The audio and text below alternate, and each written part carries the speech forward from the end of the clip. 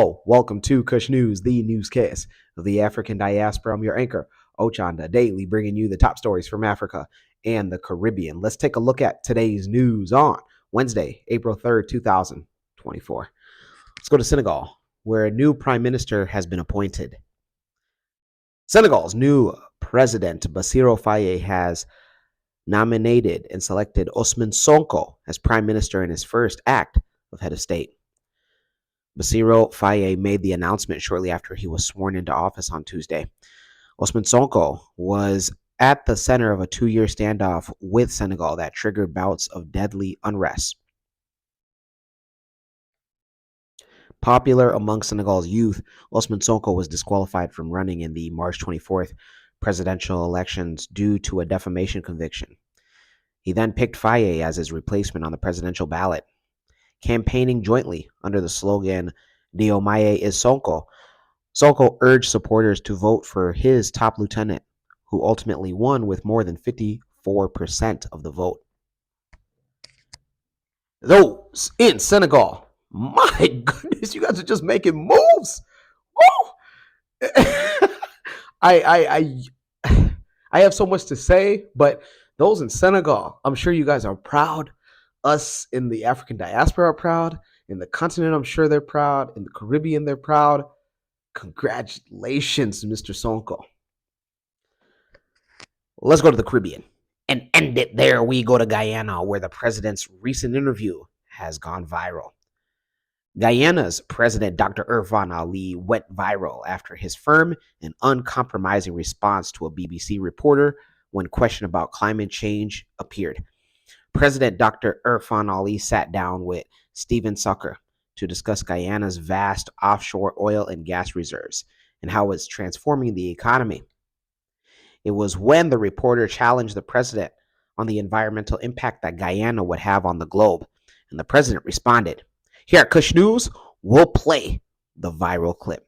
Let's take a big picture look at what's going on here. Over the next decade, 2 decades, it is expected that there will be $150 billion worth of oil and gas extracted off your coast. It's an extraordinary figure, but think of it in practical terms. That means, according to many experts, more than 2 billion tons of carbon emissions will come from your seabed, from those reserves, and be released into the atmosphere. I don't know if you as a head of state went to the COP in Dubai. Let me stop you right there. Let me stop you right there. Do you know that Guyana has a forest forever that is the size of England and Scotland combined? A forest that stores 19.5 gigatons of carbon? A forest that we have kept alive? A forest that we have kept alive. Does that give you the right? Does that give you the right to release all of this carbon? Does that give you the right to lecture us on climate change? I am going to lecture you on climate change because we have kept this forest alive that stores 19.5 gigatons of carbon that you enjoy, that the world enjoy, that you don't pay us for, that you don't value, that you don't see a value in, that the people of Guyana has kept alive. Guess what? We have the lowest deforestation rate in the world. And guess what? Even with our greatest exploration of the oil and gas resource we have now, we will still be net zero. Guyana will still be net zero. With all our exploration, we'll still be net zero. Powerful words, Mr. President. But a couple. I am not completed as yet. I am not finished as yet. I am just not finished as yet. Because this is the hypocrisy that exists in the world. The world in the last 50 years has lost 65% of all its biodiversity. We have kept our biodiversity. Are you valuing it? Are you ready to pay for it? When is the developed world going to pay for it? Or are you in the pockets? Are you in the pockets of those who have damaged the environment? Are you in the pockets, are you and your system in the pockets of those who destroyed the environment through the Industrial Revolution and now lecturing us? Are you in their pockets? Are you paid by them? Are you paid to keep their message alive? There is no hypocrisy in our position. The Center for those in Guyana. We love it. We love it. Man, I'm sure that there are a lot of Africans from the continent that want their president to do the same. And a message to our heads of states in the Caribbean and African countries: This is how you shut down reporters. That should be a master class. Wow. Dr. Irfan Ali, here at Kush News, we see you. We see you. When we come back, we'll have today's African proverb of the day. Don't go anywhere. It don't cost. Last. Now everybody visit www.mccadero.com. Shayo.